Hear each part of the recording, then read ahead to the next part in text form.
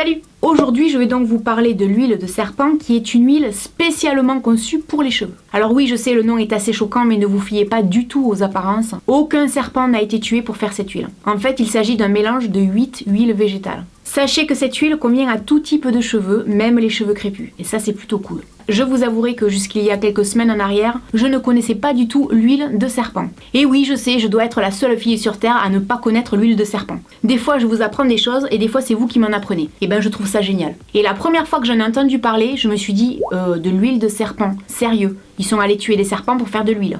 Pas question, quoi. En fait, c'est pas du tout ça. Et autant vous le dire, dans mon vocabulaire à moi, c'est de la bombasse. Mais vraiment quoi. Je vais vous expliquer à quoi sert exactement cette huile, de quoi elle est composée et d'où vient son nom. Alors je n'invente rien, il existe bel et bien dans le commerce un flacon en forme de serpent, avec le nom huile de serpent donc, commercialisé par la marque Emani. Tout laisse à croire qu'effectivement il y a du serpent dans cette huile, mais absolument pas. Alors il n'y a pas si longtemps que ça, il y a une abonnée, Cindy Lovey, qui m'a interpellée dans les commentaires pour me dire la chose suivante. Teste l'huile de serpent. Je vais vous dire un truc, quand j'ai commencé à lire le titre, je me suis dit, elle est sérieuse là? Elle veut que j'essaye de l'huile avec du serpent. Mais après, j'ai vite compris. Attention au nom, ne t'inquiète pas, il y a seulement des huiles végétales. Ce mélange est très visqueux, sûrement à cause de l'huile de ricin présente à l'intérieur. Elle est très forte, même en odeur, et ne pas la laisser plus de 30 minutes en racine et 1 heure aux longueurs. Le résultat pour moi a été visible dès la première application en bain d'huile. Elle est souvent utilisée dans les pays du Maghreb. Eh bien écoute ma belle, je te remercie pour le partage et du coup, je te dédie cette vidéo. Alors pour commencer, vous allez probablement vous dire pourquoi ce nom. Alors pour la petite histoire, cette huile tiendrait son nom de la mythologie grecque. On raconte que Poséidon séduisit Médusa dans un temple dédié à Athéna, genre le gars il a rien compris aux femmes quoi, et donc cette dernière folle de colère aurait transformé la chevelure de la belle Médusa en un tas de petits serpents. Très glamour quoi hein.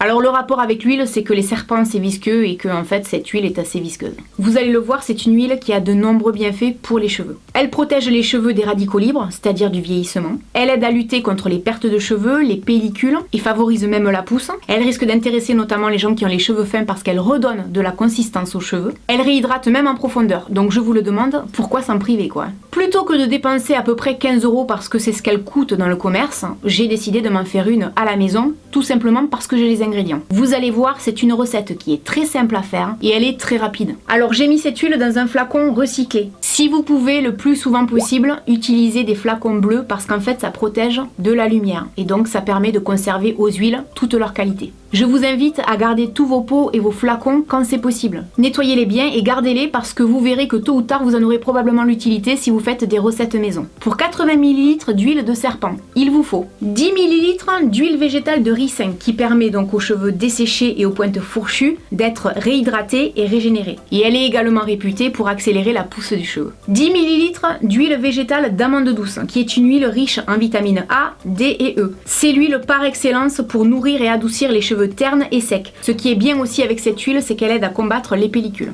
10 ml d'huile végétale d'avocat qui est très riche en vitamines A, B, E et K. Elle est réputée pour favoriser la pousse des cheveux, les fortifier et freiner leur chute. 10 ml d'huile végétale d'argan. C'est une huile qui protège notamment contre le soleil. 10 ml d'huile végétale de sésame. C'est une huile qui protège les cheveux contre les UV et qui permet de les tonifier. J'arrive plus à dire 10 ml.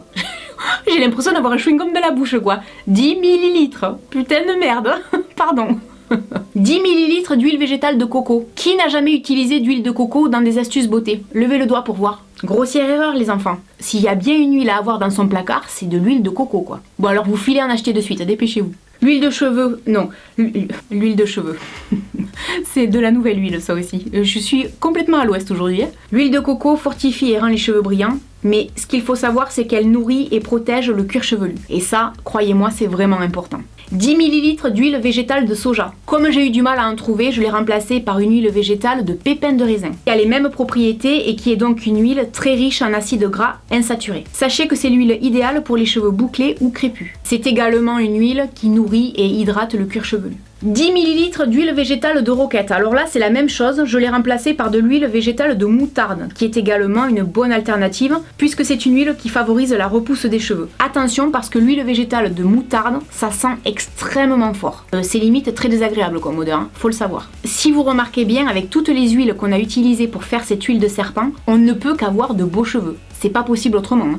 Pour l'application, c'est très simple. Je l'applique des racines jusqu'aux pointes. Une fois que c'est fait, je masse bien mon cuir chevelu pour activer la circulation sanguine et je laisse poser entre 30 minutes et 1 heure. Là, je vais vous dire que ça va dépendre de la qualité de vos cheveux et de vos besoins. Cette application, soit vous la faites une fois par semaine, soit tous les 15 jours, donc ça va être à vous de voir et d'adapter en fonction. Je vous jure que vous allez avoir des cheveux, mais c'est de la bombe après. Pensez que vous pouvez également utiliser cette huile, un soin quotidien, vous savez, pour nourrir les pointes. Vous en mettez quelques gouttes dans la main, vous frottez et vous en mettez comme ça sur les pointes. Ça, c'est excellent. Si vous habitez dans les pays du Maghreb et que vous utilisez cette astuce parce que vous l'achetez dans le commerce ou parce que vous la faites à la maison, n'hésitez pas à me dire ce que vous en pensez. Moi, personnellement, je suis fan. Voilà, j'espère que cette vidéo vous aura aidé. N'hésitez pas à me laisser un commentaire et puis je vous dis à très bientôt dans une prochaine vidéo. Salut!